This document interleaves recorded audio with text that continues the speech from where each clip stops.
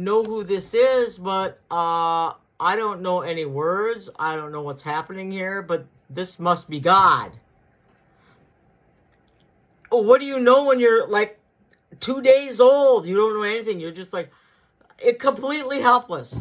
That person that's carrying you around is God.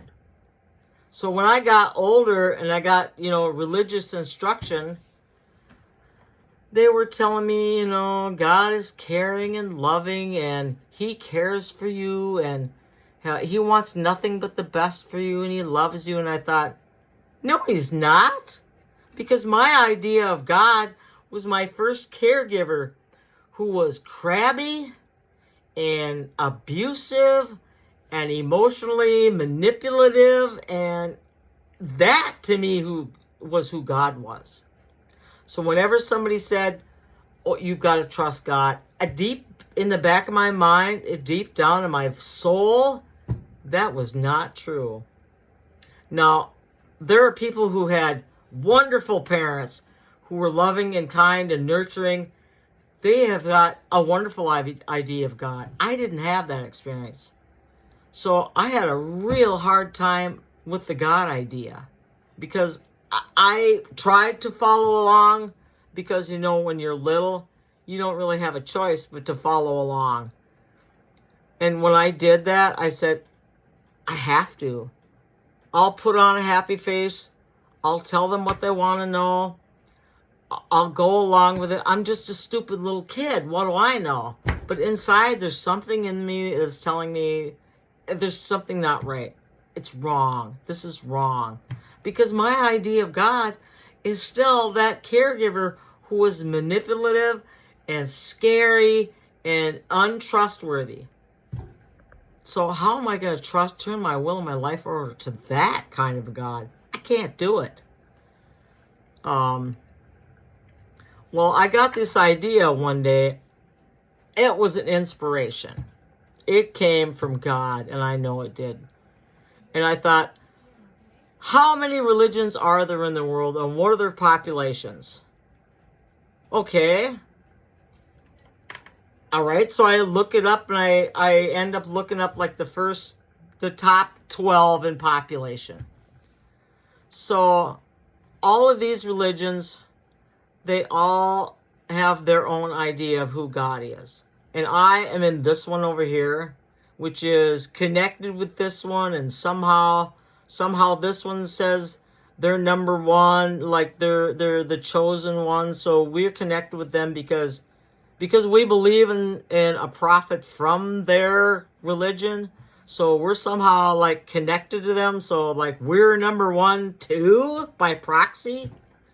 And I don't know how these other ones are over here, but when I figured out that 10% of the population is of an alcoholic type, if you look at the populations of each one of these religions, it figures 10% of all of those is 8.2. There's 8.2 billion people in all, and there's 820 million who are alcoholic. Now that's just alcohol. I'm not even talking about the other addictions. But with the 80-20 rule, 80% aren't going to lift a finger to do anything. Only 20% of that 820 million are going to lift a finger and try to find a higher power. And when I looked that up, before I get to that one, this religion that I was raised in here, this is what I understand as their teaching, is that if these guys are the chosen ones and we get to be with them by proxy, that means that God only accepts these people, and that 73% of the rest of the world is unacceptable to God, and he is going to throw them all away. I can't believe in a God that teaches that. I can't believe in a God that would choose one over another. and say, you're okay, but you're not okay. You can come in, you can't come in. That sounds like God is a policeman. And I can't find recovery with a God who's a policeman. So I needed to find some other kind of higher power, because God of my childhood was not going to work. So I had to look at, what they talk about in the big book. On page 50, it says, have I given the spiritual side of life a fair hearing? And this, to me, kind of told me that I've been looking at God from the religious side of life, from my religious teachings. And a lot of it is great. A lot of it is great, but something in me does not allow it to work for me. So I have to do an end run. I don't know anything about football, but maybe somebody knows what that means, an end run, and come around from another side. So I had to ask, what if I could do something different? Let me step away from the religion I was raised in. Scared the living daylight out of me to try that. Because is God going to smote me if I do that? My family's going to reject me. They're going to ostracize me. I could hear in the back of my mind, that's not who you are. No, you can't go and do that, because generation after generation after generation of my ancestors have passed down the same thing. Is that this is who you are, this is where you belong, and you can't go wandering around out there, because if you do, you're going to burn in hell. Oh, I can't get recovery trying to, go along with a God like that. So I had to be honest. My God of my understanding was not working. So I had to say, am I open-minded enough to look outside of what I was raised in? And I started looking at other spiritual teachers, kind of with my fingers crossed. Is it going to be okay? Am I going to be struck down or something? Because I was really afraid that was going to happen. That the shit was going to hit the fan, and I'd be sorry, because that's what I was taught. And I found something completely different. Of that 820 million alcoholics worldwide, the 20% that actually work the program is 164 million. I took that as a God wink, that there's 164 pages in the instruction part of the big book. And when I did the math on that, I was like, oh my God, I'm onto something. I got confirmation that what I was thinking about and what I was praying about and writing about was actually, I was on to something. So 164 million of us are all seeking the same thing. Now that's just alcohol. I'm not even talking about all the other addiction, all the other 12-step programs. But the big book is translated into 71 different languages worldwide. Because there's alcoholics, compulsive overeaters, drug addicts, compulsive gamblers, all those addictions worldwide. In every language and every country and every religion. And a religion can't make a law that says you cannot drink. And even if they do, if someone is an alcoholic, they are going to find a way to have their drug, because mothers can't stop drinking for their own children because the addiction is so so strong. If a mother can't even use her maternal instinct, and maternal instinct is out the window, what makes them think the religious tradition is going to get thrown out the window too? It will, because they just can't do it. So it says in the big book, within every man, woman, and child is the fundamental idea of God. And all of those people who have a translation of the big book, worldwide in all these religions, they are all trying to find God.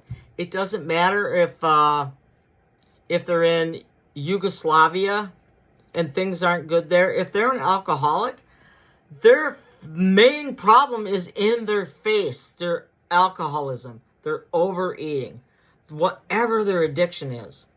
So they are trying to find their way to God, all of them. And it's because of one man.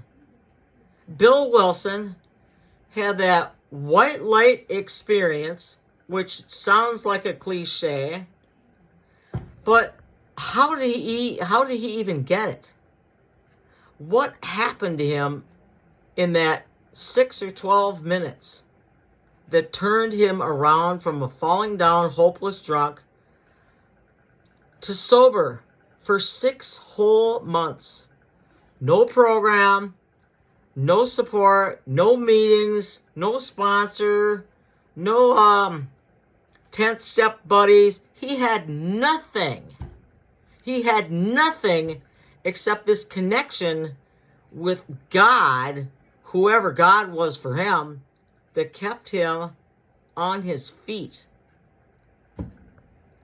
That was some kind of miracle. And because of that, because of what happened with him, he was able to keep going out until he found Dr. Bob. And in that moment was born every one of these 12-step programs worldwide in 71 languages, in every religion, in almost every country. I looked up all the countries and all the languages, and there's like 4 to 6 little teeny barely used languages that are really almost like dead. They even have a form of the big book, kind of a pamphlet, in Inuit. Inuit is an Indian, like, symbols, like hieroglyphics, like pictures. It's even translated into Inuit, Eskimo. Wow. And I just can't imagine that anybody would look at that and say, no, the God that I've got is working for me okay, and this is what I'm raised with, and I'm just sticking with that. I tried to stick with my religion that I was raised in. I kept relapsing because when I first got into recovery, I got into recovery because of a medical scare, and so I found a local OA meeting that was really nearby, who introduced me to a popular big book phone meeting where I found my first sponsor, and I was gung-ho and ready to hit it and really, really motivated and did everything right and did everything perfect and went through the big book. And oh gosh, I think we went through it really fast. I don't know if we took maybe 2 weeks, maybe 3. And I was abstinent for 18 months before I got so busy in my other program that I neglected my OA program, and I relapsed. I spent 5 years trying to get abstinent again. I could not figure out why God of my understanding wouldn't work, because it worked. What I had in the beginning worked for that, but when it came to the food, it wouldn't work anymore. 5 years I tried. I just kept relapsing over and over. My highest weight was 254, and I got on the scale here a couple of days ago. I'm 165 now. And that has not been because it's not because I have followed a food plan and always done it perfect and always called my sponsor every day and wrote down every one of my meals. And as a matter of fact, for the last 2 years, I haven't written down my meals. I take a picture of my breakfast in the morning. I sent it to my sponsor because I know if I'm abstinent for breakfast right away in the morning, the rest of the day is going to be okay. Let me move on here to the next picture. Everybody's looking for this. That missing piece. Where do I find that missing piece? In 2022, I went and I did a 12-step workshop that lasted for 8 months. That is a long workshop. But I got so much out of that workshop, and that's why I did it, because I thought, I got to find who God is for me. Who is this God that's going to work for me? So I just kept putting myself in front of people who knew more than I did and just kept doing the work. You know what? I've been doing it shitty. I've been doing it, I wouldn't say shitty. I'd say not perfect. Never perfect. My biggest hang-up was, am I good enough? Well, you know what? I found out something like, I am good enough. I am good enough. I am enough. Because my biggest problem was I didn't realize who I was. I started this two-way prayer practice where I would sit down and I would write to God, and I would ask him questions like, well, first let me say this. It says in the big book that we can't distinguish the true from the false.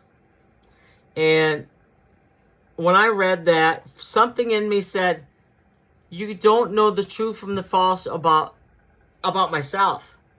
I didn't know the truth about who I was. Am I doing good enough? Am I not doing good enough? I was always telling myself this was never going to work. This is not going to work. This is not working. This is not working. So when I started this two-way prayer, I tried doing it through like the workshops that are out there right now. They were just too regimented and too orchestrated is not the word I want, but they were too not routine, not scheduled. I can't find the correct words when I want them. I had some kind of a, some kind of a spiritual, physical problem that affected my speech, my memory, my ability to find the word that I want. And I got that little drooly thing that's been bugging me. And I've had balance problems.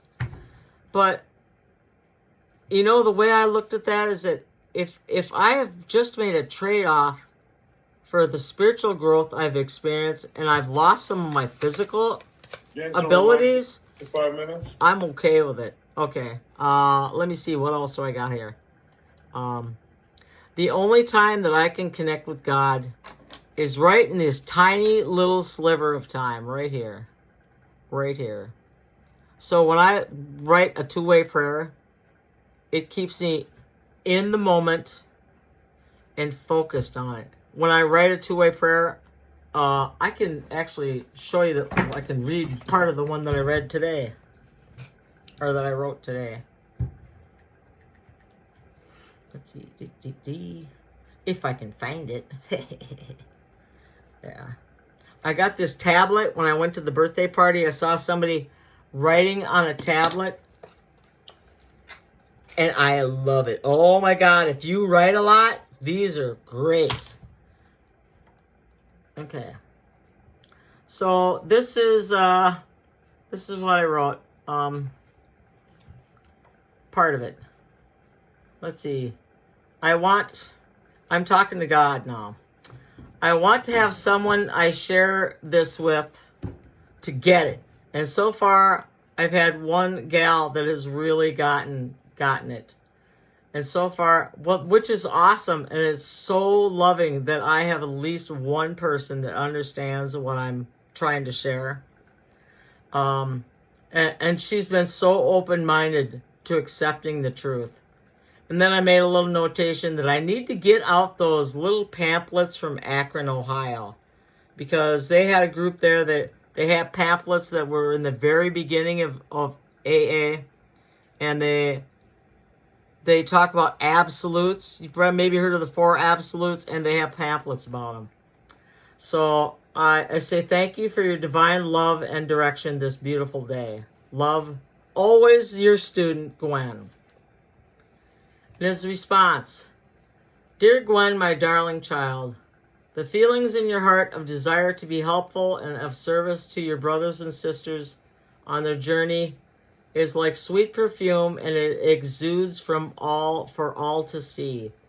It's very gratifying that the state of your heart is so pure and filled with love for others and compassion for those who aren't able to see the truth as you present it.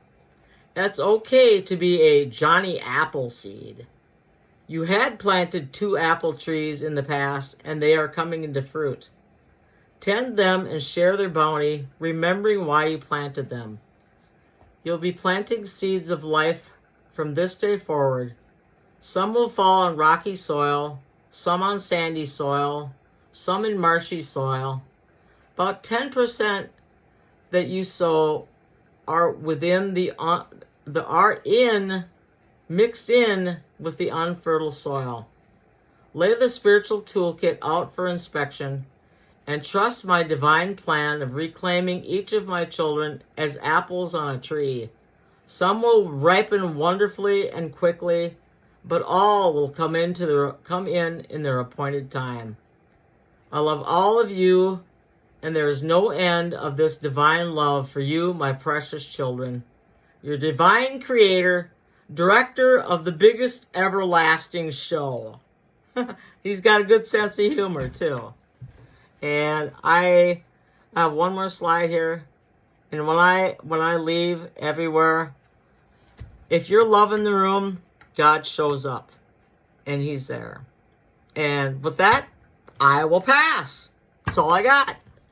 Thanks for letting me share. That was amazing, Gwen. Yeah, Thank you yeah, very much. yeah, Wow. Incredible.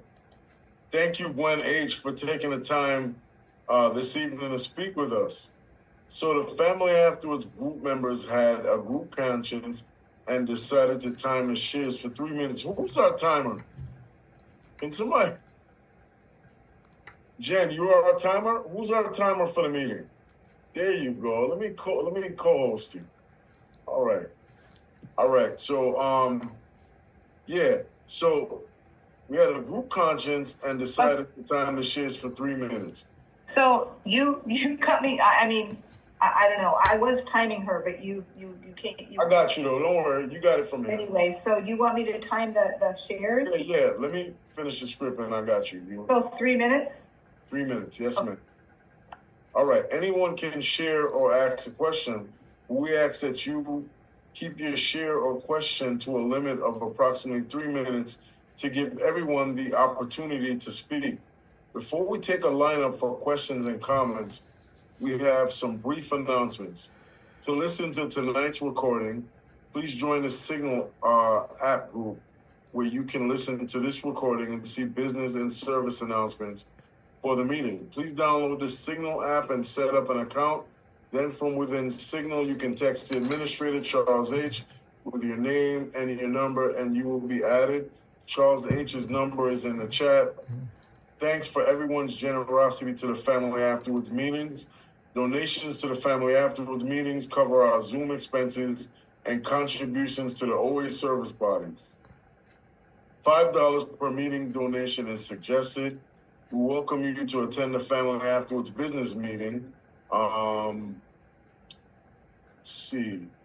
We'd rather make decisions with you rather than for you. Join us and become part of the FA team by filling the service positions so critical to keeping our meetings running. We have experienced fellows who can coach you through any questions you may have. Please join us and keep our meetings vibrant and strong. The business meetings are held on the last Saturday of every month at 6:30 p.m. However, we did have a business meeting tonight, and we decided that we will have the business meeting starting in August after the speaker. So we will have it'll probably be a better time for more participation, because concept 11, participation is the key to harmony. So here are some Zoom instructions. For those of you on a computer, please click on the reaction in the bottom of your screen, which will then show raise hand. Then click on raise hand button if you'd like to share, or just unmute and ask to share. If you are on the phone, please press *9 and be put in the queue to speak. When you are called on, press *6 to unmute and then *6 to remute. When you are finished, please press *9 once you are finished to take yourself off the queue. All right, so we will now open the meeting up for questions and comments on the share. As you share your experience, strength, and hope in OA, please also share your hope. We avoid crosstalk and endorsement of food plans. Who would like to ask a question or make a comment? I think Lisa lost internet, so we're gonna need somebody to unmute and mute people. I don't see any hands up, but I will start the shares. Gwen, that was incredible. I literally thought I was in Saturday school. Yeah. Which, when I go, literally, respectfully, when I go to Overeaters Anonymous meeting, I want to be taught. I want to be fat, faithful, available, and teachable. And tonight you showed me that there's more than one way to a higher power. And I'm grateful for the slides. I loved it. I loved your share. It was different. It was authentic. It was powerful. And with that, I will pass and share the time.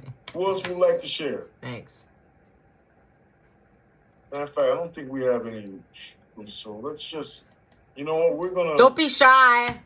I don't bite hard. Allow people to unmute themselves. Who would like to share?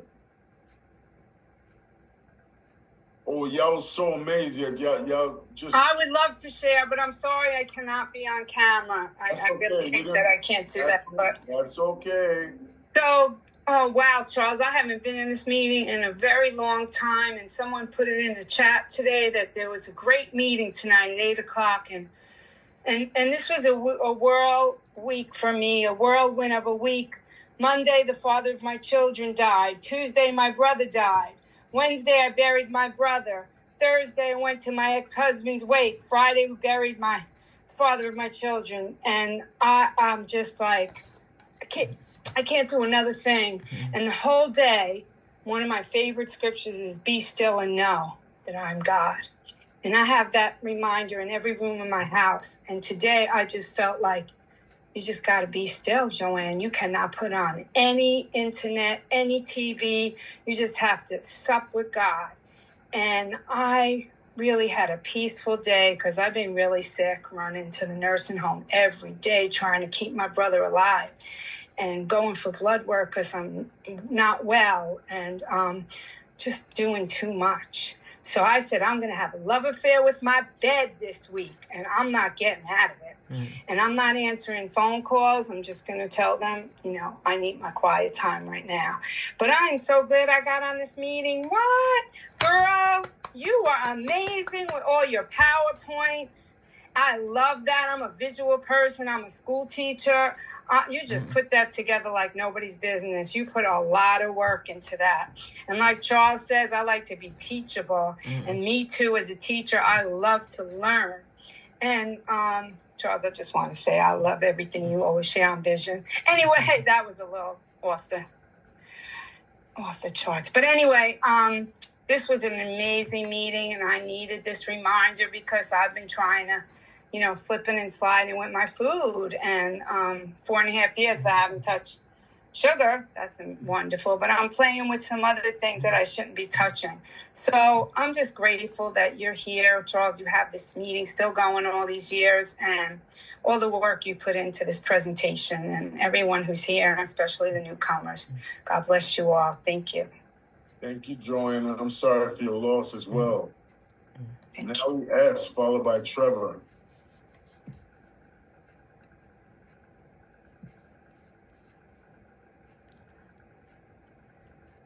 Natalie got lost. Natalie, we can't hear you. Yep, sorry. Okay. Here I am. Thank you. Yeah, thank you so much for your share, Gwen. What I feel like you really highlighted was the difference between spirituality and religion, and it's become distinguished for me too. And without the spirituality, the religion has no meaning for me, or I judge it, and I become in disease with it because I think it should be a certain way or follow something. And in the 12 steps, what I find with the spirituality is that in Overeaters, I'm not in any other programs, but we have to face our eating 3 times a day or 4 times a day or 5 times a day or whatever it is, or our compulsions. And there's no, it's just not clear cut. For me right now, you know, I feel safe, I feel protected, and I have this gnawing perfectionism that says, you know, well, are you really abstinent? Are you not abstinent? Well, what about this? Well, what about that? As I hear other things from other people. But the one true source that I know has to be the peace that comes with that spirituality.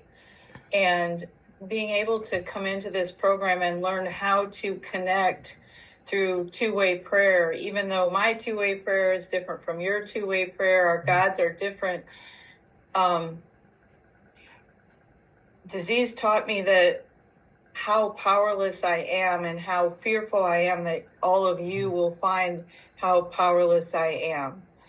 That it's really important that whatever the spiritual being is, that I have in my mind, that you have in your minds, and all of that, can wipe all that out and take away the fear. So just really appreciated listening to you today and being reminded of all those things. And just wanted you to know that as I close out my day, you really helped me to recenter and say, okay, it is okay. It's the best I can do for today.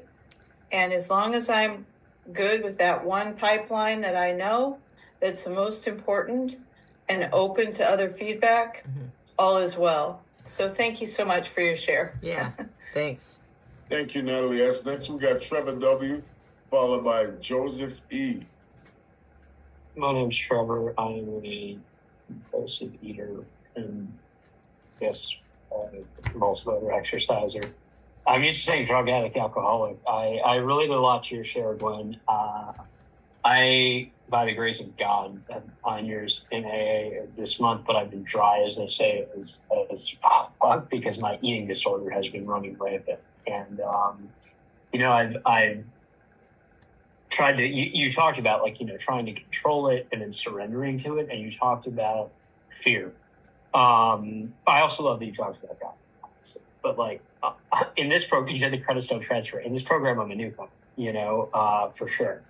You know, I just, to be honest, like, I was excited to maybe go on a date this weekend, and I was binging all of last night, so I canceled it for today, and that doesn't help. And, like, things are very unmanageable, obviously. And I have an eating disorder therapist, but it's not enough. You know what I mean? It's just not. Like, I know spirituality work in AA continues to. For me, like, I don't know what surrendering, like you shared about, you know, to food looks like. You know, I guess, like, having plans, sticking to it, all that stuff. There's a guy who kind of offered to maybe interim sponsor me in here, have me make a list of binge foods, but, like, we haven't been in touch. That's definitely my doing. So I am in the market, I guess, for a sponsor. But generally, I just wanted to share, like, a couple things you said that really stuck out to me. Like, one, again, the feeling of surrendering. Just, that's where it is. I know that from AA. Like, when I surrender, like, it's okay. And then the other thing you shared also, oh yeah, you're saying you're in the fear of the future. It's not really about the food. It's about fear of the future. Like, I'm unlovable. That hit me so deeply. It's like, yeah, I'm unlovable. Like, that's, you know, when I'm in there. And then you said God is only accessible in this sliver of time, you know? And, like, I've heard that in How It Works. Like, there is a God, may you find him now, not like may you find him tomorrow, not may you find him yesterday, but may you find him now. Yeah, Yeah. but in that sliver of time, I really like that. Now. Yeah, I haven't been thinking about God or spirituality, obviously, or anything. Very shut off and in self and all that stuff. It's like, oh, I need a new job or I need whatever. It's like, I need God in it. Probably fellowship. So, yeah, probably got out of time most of the time. That's all. Thanks. Stay for fellowship afterward. Yeah. Absolutely. We got an after party for 30 minutes. Next, we got Joseph E., followed by Carol F.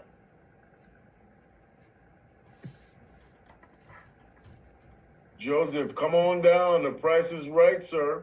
Huh. We cannot hear you, and we want to hear every word you got to say.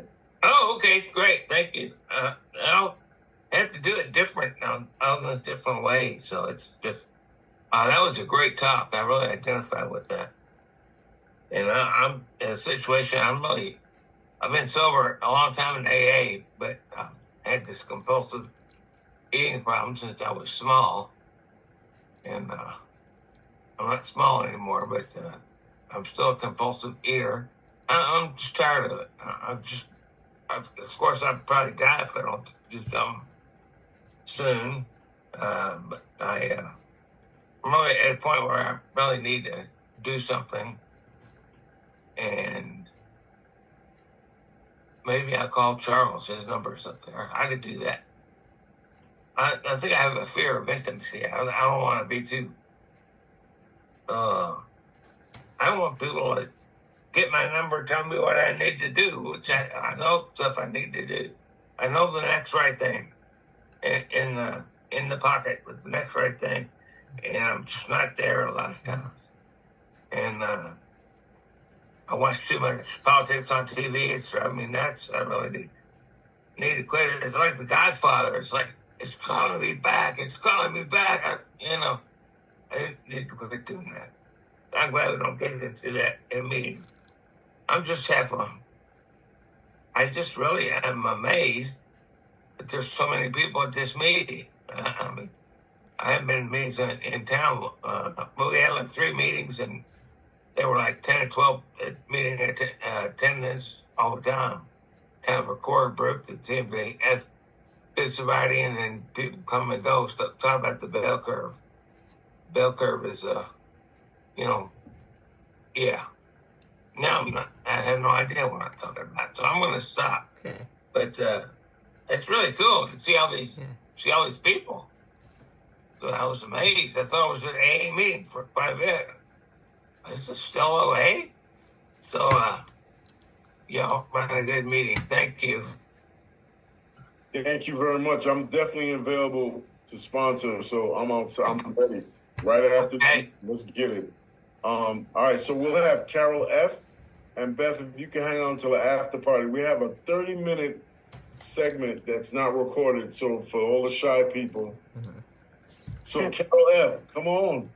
Okay, hey, I'm not the shy one. But hey, Gwen, thank you so much for your share. Yeah. And I'm sorry I came in a little late, and just you touched my heart so much, and I'm hoping I can hear you again and again. I've already heard you from another place, and I saw these familiar faces. I was like, oh my gosh, this is our Gwen.